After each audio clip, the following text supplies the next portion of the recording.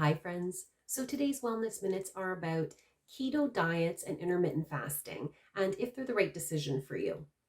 So it's been a huge trend lately. A lot of people seem to be jumping on the keto bandwagon, and they seem to have this hype around it that says that everybody's winning on these diets. But I just wanted to kind of clear up that that's not always true. And in the immediate future, sometimes yes, there are some benefits, but the studies show that over long term, someone that has done a keto diet generally gains all the weight back, if not more. So I just wanted to explain a little bit.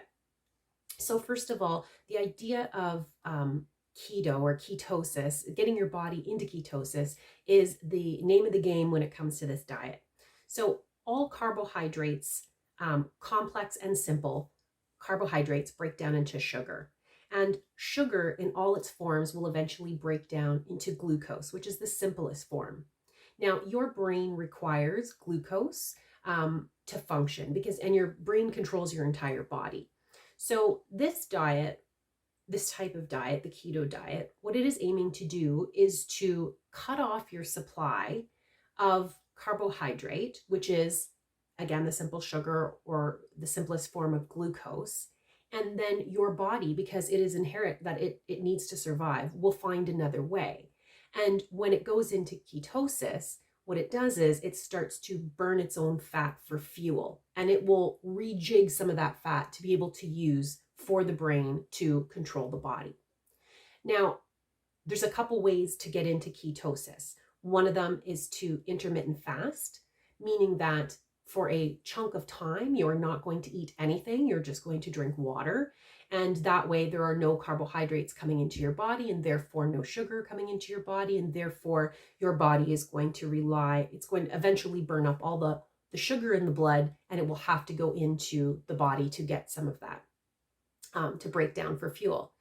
Then there's also exercising. So some people will exercise at a really high extreme so that they can just burn calories, because first it will use all the glucose and then it will go into further ways to, again, use its own fat for fuel eventually through that process.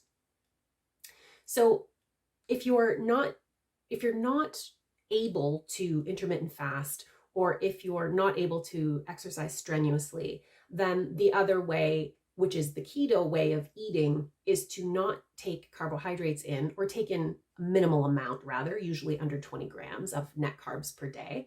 Sometimes less for some people, sometimes a little bit more, depending on your individual body. But when you're eating predominantly fat and protein, it hopes that your body will start to use these things. Again, not taking in any carbs, it'll have no choice but to try to break down what you have if you keep your amounts of protein and fat at a reasonable level and not overeat these things. Then that should also get you into ketosis. But the problem with this is that it doesn't work. Like, it looks good on paper, but it doesn't always work that great in the body. And by that I mean, especially if you're a woman, and not say that it's just women, sometimes it affects men adversely too.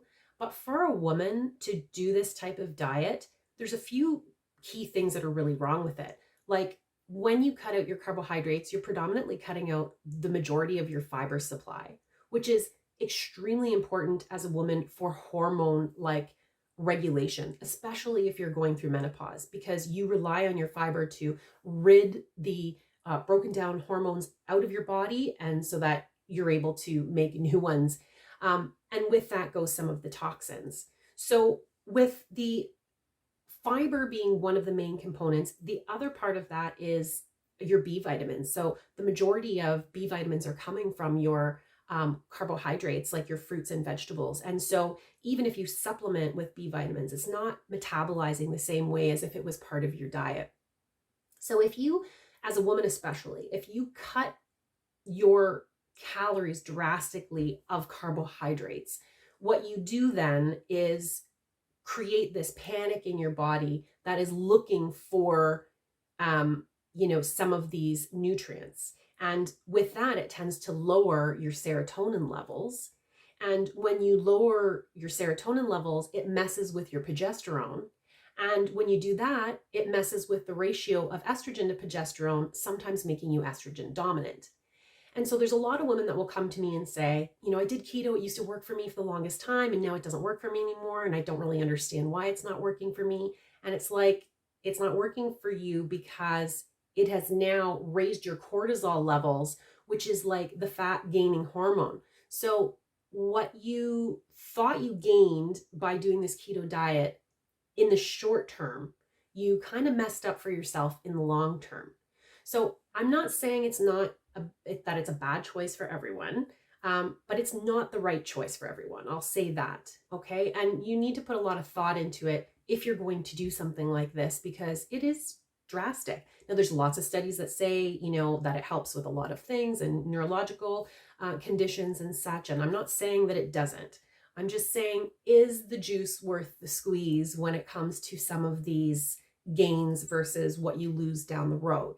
So, as always, I would say, you want a high fiber, you want lots of vegetables, you want some fruits for the antioxidants for sure, and the B vitamins, you want adequate protein. But what you don't, and you definitely want some good fats in your diet. But what you don't want is to eat crappy fats, and you don't want to eat like protein all the time. That's not the solution. That's not how we were meant to be. That's not how humans were meant to live and thrive. So I hope I just enlightened you a little bit on keto and intermittent fasting and how that kind of works together and what some of the adverse effects are. And I hope I at least empower you to do your own research and talk to a professional about it, so that if you do go down this road, that you do have some help and support. So food for thought. Stay healthy, friends.